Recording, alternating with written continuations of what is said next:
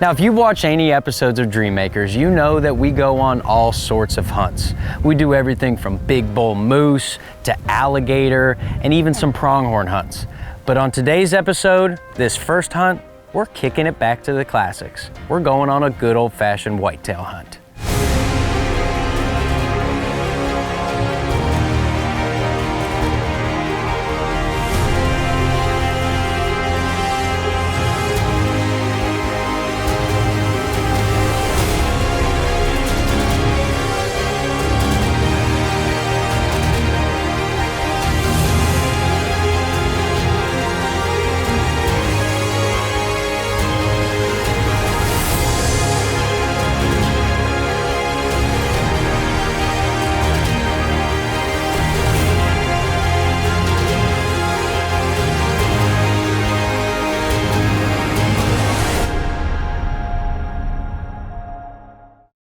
Now, whitetail deer are North America's most commonly hunted game species, and the reason being, they are everywhere. It is very easy for somebody to pick up a rifle, pick up a bow, pick up whatever, and get out there and do a little bit of whitetail hunting.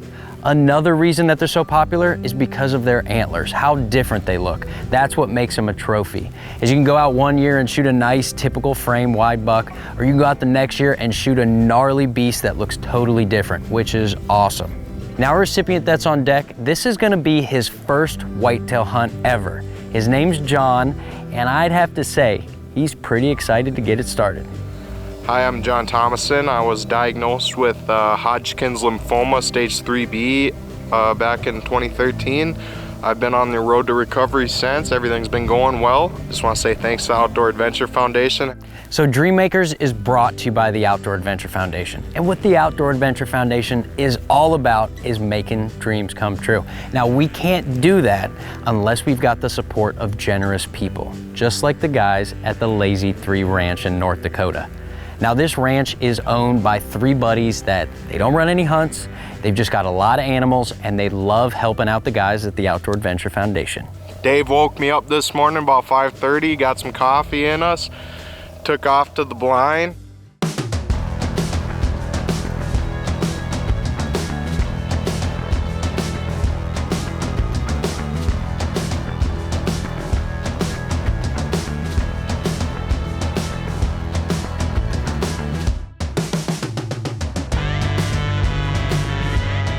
Now, this hunt is taking place in North Dakota, and North Dakota is infamous for its beautiful scenery and wide open terrain.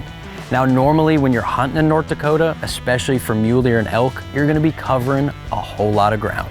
So something to keep in mind is that it is tough to hunt with a cameraman. You know, it's a whole extra piece of movement that you've got to take into consideration, especially when you're up in a tree stand or if you're on the move. But a box blind is a big help for that. So for this trip, the guys are gonna be hunting out of a blind, and hopefully it'll make it a little easier to kill a whitetail buck.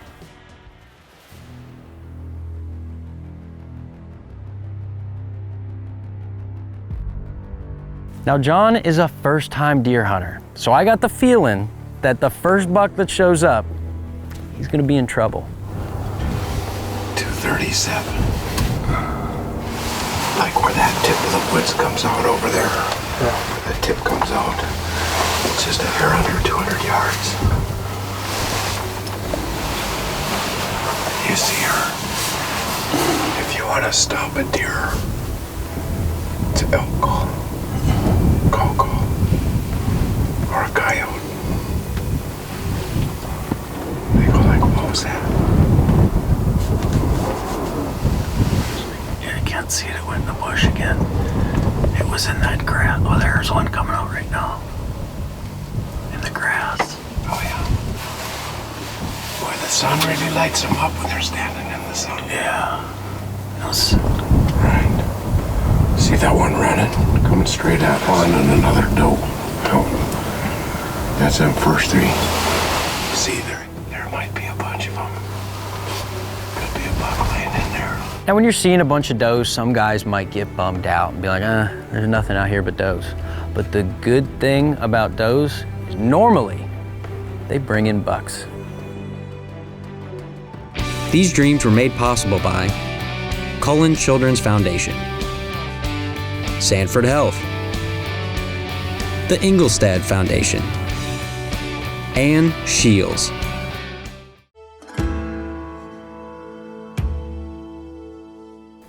So the bucks start showing up, and true to form, they start coming out in tiers. First, a little Forky shows up. And then finally, a little bit of a bigger 6-point shows up. And he's looking mighty good to Jonathan. If you see one that you like, let me just see. This is 3x3. If you like them, you can take them. It's up to you. So Jonathan zones in on this buck, and he knows it's the one for him. But the deer start acting a little bit nervous. And you can tell by looking at them. There's one or two things going on. Either a person's walking up, or it's a dang coyote. So surprisingly, the deer don't blow out from the coyote. And Jonathan uses this little distraction to his advantage.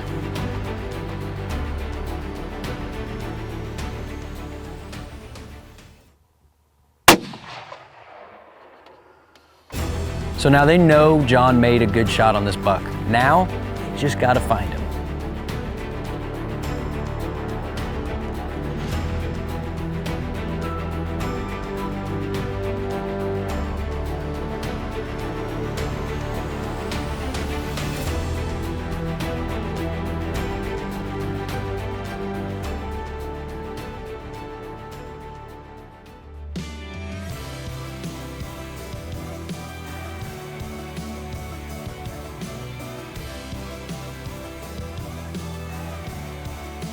Well, first blood, huh? Yeah, first time ever shooting a deer.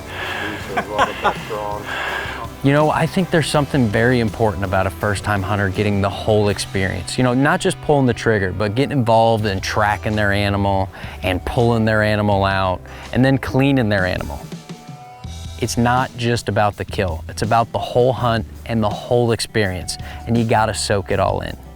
I want to say thank you to the Outdoor Adventure Foundation for the awesome hunt this morning. Had a great time. Got a beautiful little 6-pointer. Thank you to Savage for the rifle they donated. And thank you to Jack and Chuck from the Lazy 3 Hunting Ranch. Had an awesome time. You know, something I never get tired of seeing when I'm watching these hunts is how excited the landowners are to have these kids out there and to make their dreams come true. I'm telling you, most of the time, they're more excited than the kids themselves. Chuck, thank you so much for, again, a number of years in a row. You guys have been hosting the Outdoor Adventure Foundation and our recipients, and every time we've had such a great hunt. Well, it's a privilege for Jack Pierce and myself and Pete Massett to be a part of the Outdoor Adventure Foundation and have these kids out here. And we are so happy to be able to host John Thomason on his first ever deer hunt. He's never shot a deer before, and I think he was pretty excited when he was able to not only get a chance to shoot, but get one too. And I think he got the whole experience here, and he was just smiling ear to ear. You know, there's some people out there that have a problem with trophy hunting, and I don't get it. And to be honest with you, I don't think that they get it, because it's not about hanging up a dead animal head on your wall. It's about preserving that memory of the hunt and respecting that animal forever and making them a part of your home. And it doesn't matter if that's a big old monster buck or a smaller little buck that might be your first one. It's all about what's important to you and what's gonna make you keep that memory forever. All right, so we had a successful whitetail hunt with Jonathan, and I don't think it could have gone any better. He is literally all smiles. But now we're gonna be joining up with a young lady named Hannah, and we're gonna be going after the other deer, the mule deer.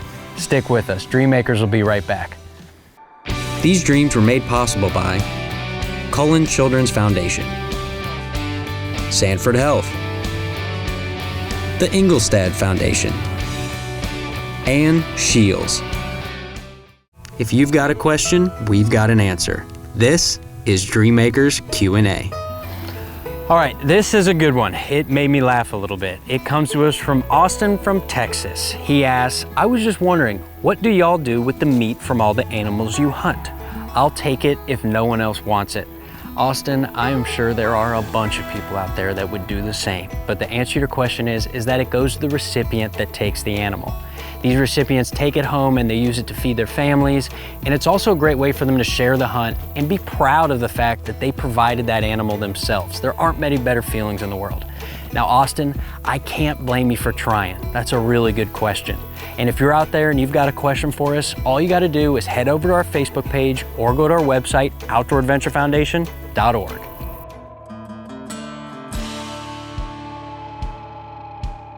So if you're looking for mule deer, the guys at the Outdoor Adventure Foundation, they've got a special little honey hole where they know they can go to make it happen. It's called the Otawahi Ranch in Montana. And this ranch is owned and operated by Dwayne and Linda Ostendorf, who are about some of the best people you could ever meet. They do a ton of stuff for the Outdoor Adventure Foundation. They have a bunch of kids out and they take them on a variety of hunts.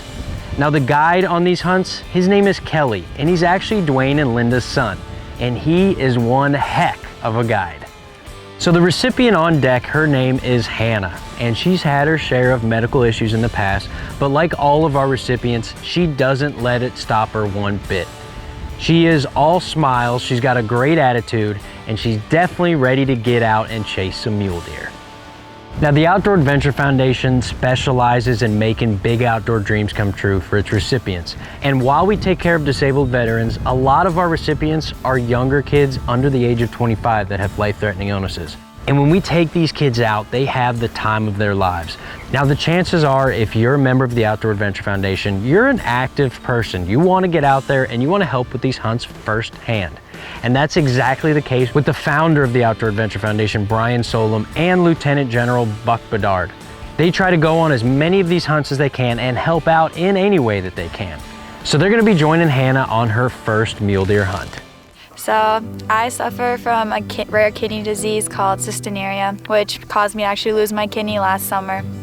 And it's been a huge lifestyle change for me, and I have to watch a bunch of my food and what I'm taking and what I'm able to do. And I have to go through a lot. I have to take, a bunch of pills every day. And I have to do regular checkups too, and going down to the Mayo and getting ultrasounds.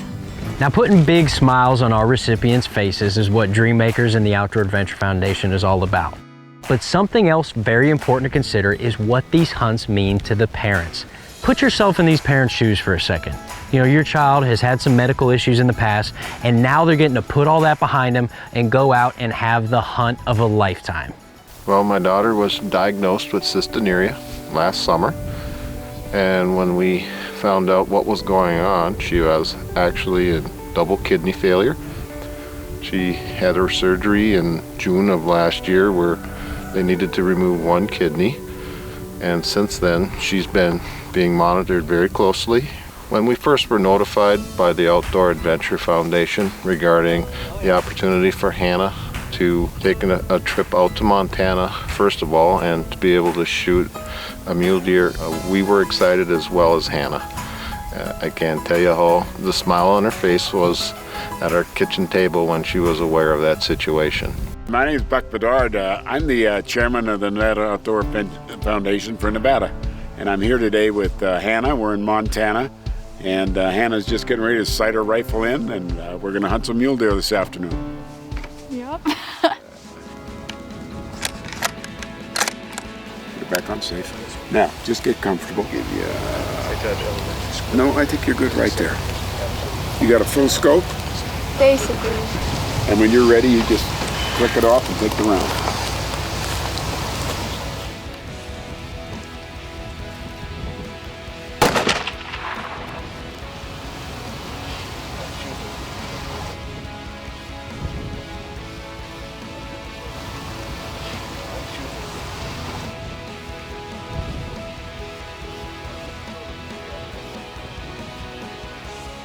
You know, I gotta say, as far as guides go, you can't get much better than Kelly Ostendorf. He's done a bunch of guiding for the Outdoor Adventure Foundation and has had a lot of success with our recipients.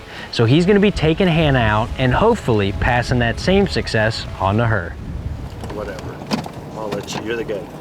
Don't guide the guide. Damn right. Don't guide the guide. Don't guide the guy. And we're off.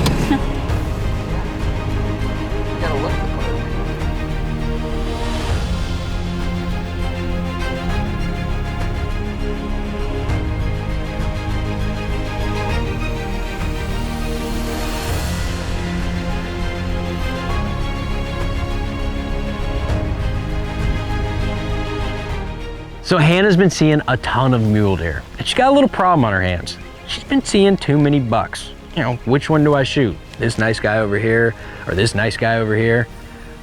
Sometimes when you're in a situation like that, the best thing you can do is just sit back and wait until you see that buck that you can't help but pull the trigger.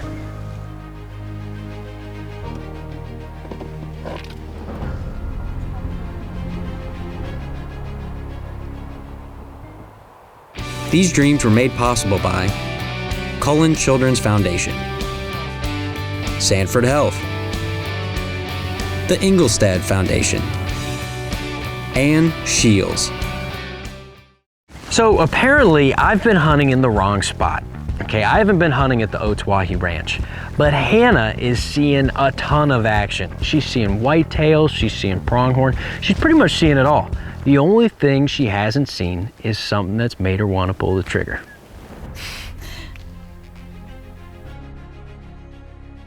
He's a good 4x4. He's got really good tops.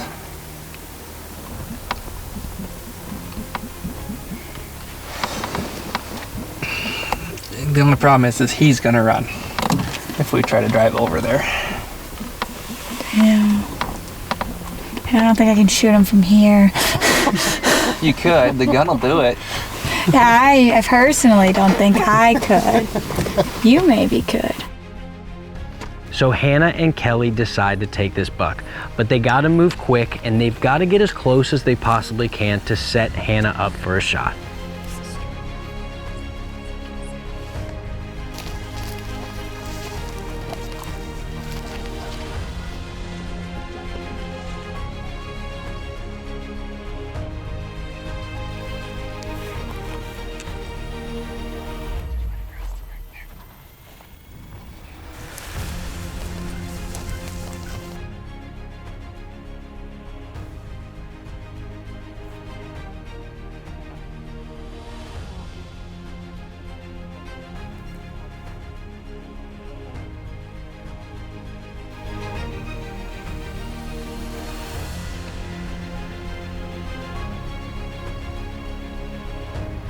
Just know there's a hole.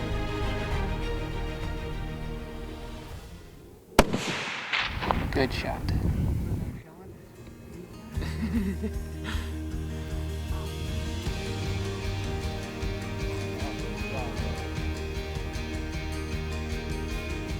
What? How far was it? 320 yards. Actually? Yeah. Dang. All right. Hey, now I can hug and a kiss. Oh no, we don't do that.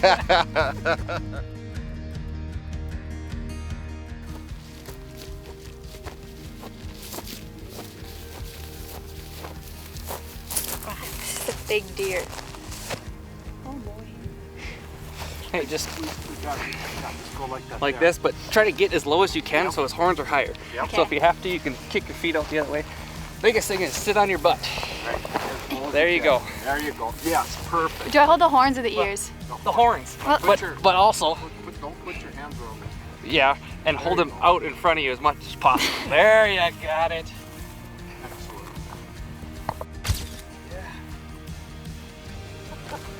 He's heavy. And like you hold it with, try holding his head up with one arm. He said now he can't shoot anything under 350. I said he's gonna be hitting 4 deers over now. Good job. Traeger now, I don't have to go to the weight room. I got my workout in. Hey, Good job. get a hug. All right, good job. Thank you. Gorgeous. How far was the shot? 320. 320 yards. You are kidding me. 320? Congrats, Hannah. Thank you so much. Oh, and we were concerned about the 100-yard. Look at the body. Everybody there is blown away. 320 yards, no problem at all. She's got a mule deer buck on the ground. He kept getting farther and farther away and I got a little nervous. But then he finally stopped and was like facing like this way towards us, so I had to aim up here. And then he walked a little more and then he stopped and then I shot him. So it is pretty clear that Hannah and everybody else involved with this hunt is having a great time. You know, her parents are there, they got to experience it with her, and the guys from the Outdoor Adventure Foundation, and even her special little boyfriend.